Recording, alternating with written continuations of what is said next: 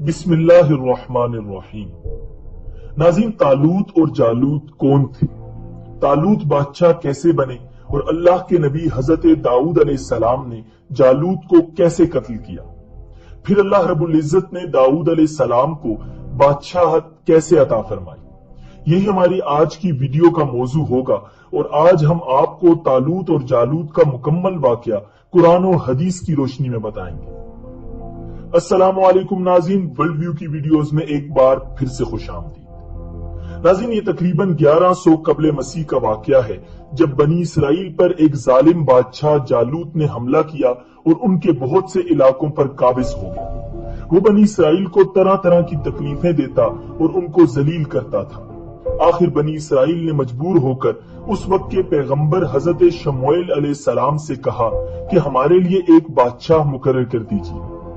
पैगंबर बनी इसराइल की आदतों और बुज़दिली को जानते थे, इसलिए उन्होंने कहा कहीं ऐसा ना हो कि तुम्हें जिहाद का हुक्म दिया जाए और तुम जिहाद के लिए तैयार न हो। बनी इसराइल के लोगों ने कहा कि हम जिहाद क्यों न करेंगे जबकि हमारे घर बार छीन लिए गए हैं। नाज़रीन, हजरत शमूएल अलैहिस्सलाम ने हजरत तालूत को बनी इसराइल का बादशाह मुकर्रर कर दिया और बनी इसराइल को हुक्म दिया कि तालूत की सरबराही में जालूत के खिलाफ जिहाद करें। नाज़रीन, तालूत एक बुलंद कामत, निहायत ही वजीह और खूबसूरत मर्द थे। वो मजबूत और कवी आसाब के मालिक थे। रूहानी तौर पर भी बहुत ही जीरक, दानिशमंद और साहिब तदब्बुर थे। नाज़रीन, बनी इसराइल का निजाम यूं चलता था कि हमेशा उनमें एक बादशाह होता जो मुल्की निजाम चलाता और एक नबी होता जो निजाम शरीयत और दीनी उमूर की हिदायत और रहनुमाई करता। और यूं दस्तूर चला आता था कि बादशाही यहूदा इब्ने याकूब अलैहिस्सलाम के खानदान में रहती और नबूवत लावी इब्ने याकूब अलैहिस्सलाम के खानदान का तुर्रे इम्तियाज था। नाज़रीन, बनी इसराइल ने जब ये देखा कि उनके दस्तूर के बरखिलाफ तालूत ना तो लावी की औलाद में से थे और ना ही यहूदा के खानदान से थे, बल्कि उनका ताल्लुक तो बिन्यामीन के गुमनाम खानदान से था और फिर वो माली तौर पर भी तहीदस्त थे।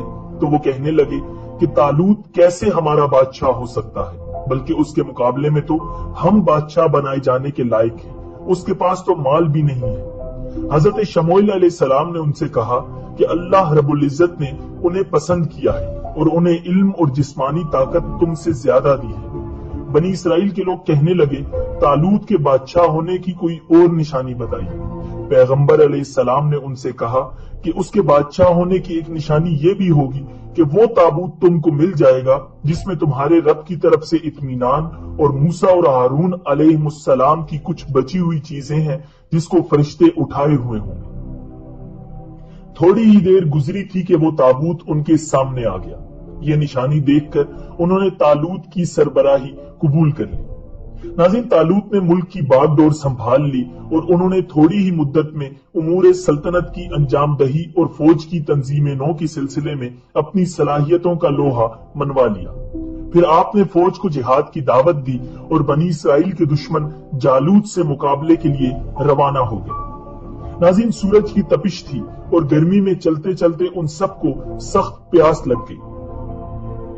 तालूत खुदा के हुक्म से अपने लश्कर को आजमाना चाहते थे। उन्होंने अपने लश्कर को कहा, जल्द तुम्हारे रास्ते में एक नहर आएगी, उसके जरिए खुदा तुम्हारा इम्तिहान लेगा। जो लोग उसमें से सैर होकर पानी पिएंगे उनका मुझसे कोई ताल्लुक नहीं, अलबत्ता जो थोड़ा सा पानी पिएंगे वो मेरे साथी हैं।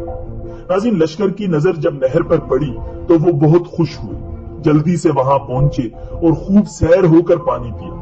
बहुत थोड़े से फौजी ही तालूत से किए गए अपने अहद पर कायम रहे। नाज़रीन, चूंकि नहर खुदा की तरफ से लश्कर वालों के लिए एक इम्तिहान थी, लिहाजा जिन्होंने तालूत के हुक्म की खिलाफ वर्जी करते हुए सैर होकर पानी पिया उनकी हिम्मत टूट गई और उन्होंने जंग में शिरकत से इनकार कर दिया।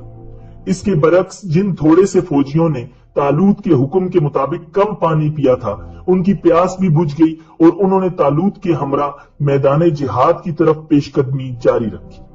उन्होंने दुआ की कि ए हमारे रब, हमको सब्र अता कर, हमारे कदमों को जमा दे और काफिर लोगों के मुकाबले में हमारी मदद फरमा।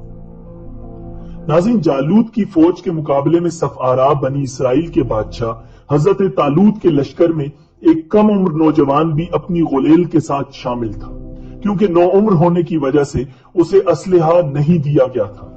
جالوت جسم کو سامان حرب سے سجائے نہایت رعونت اور تکبر سے شاہی سواری پر بیٹھا اہل ایمان کو دعوت لڑائی دے رہا تھا۔ ابھی بنی اسرائیل کا یہ چھوٹا سا لشکر کوئی فیصلہ بھی نہ کر پایا تھا کہ اچانک ان کی صفوں میں موجود یہ کم عمر نوجوان عقاب جیسی برق رفتاری سے باہر نکلا اور جالوت کے سامنے پہنچ کر اسے للکارنے لگا۔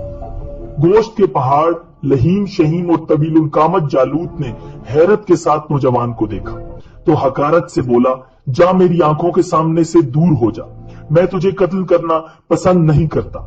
بے خوف نوجوان نے بادشاہ کی آنکھوں میں آنکھیں ڈال کر گرجدار آواز میں جواب دیا، لیکن تجھے قتل کرنا مجھے پسند ہے۔ پھر فلک پر چمکتے سورج کی تیز روشنی میں ارض و سما نے ایک حیرت انگیز منظر دیکھا۔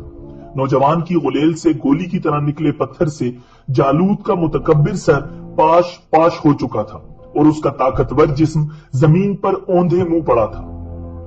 یہ سب اتنا اچانک ہوا کہ جالوت کی اسلحے سے لیس فوج کو سنبھلنے کا موقع ہی نہ ملا اور وہ بدحواس ہو کر بھاگ کھڑی ہوئی۔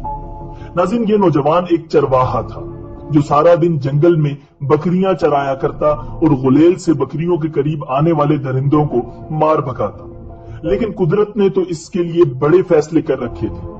اللہ تعالیٰ نے پہلے اسے بنی اسرائیل کا بادشاہ بنایا، پھر اسے نبوت اور رسالت کے عظیم منصب پر فائز فرمایا، اور آج ہم اس نوجوان کو حضرت داؤد علیہ السلام کے نام سے جانتے ہیں۔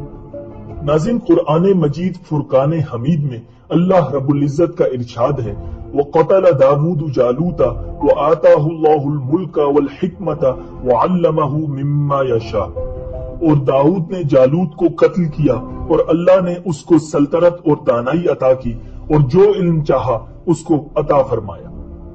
ناظرین، جالوت کے قتل ہو جانے سے اس کا لشکر بھاگ نکلا اور حضرت طالوت کو فتح حاصل ہو گئی، اور حضرت طالوت نے حضرت داؤد علیہ السلام کے ساتھ اپنی لڑکی کا نکاح کر دیا اور اپنی آدھی سلطنت کا ان کو سلطان بنا دیا۔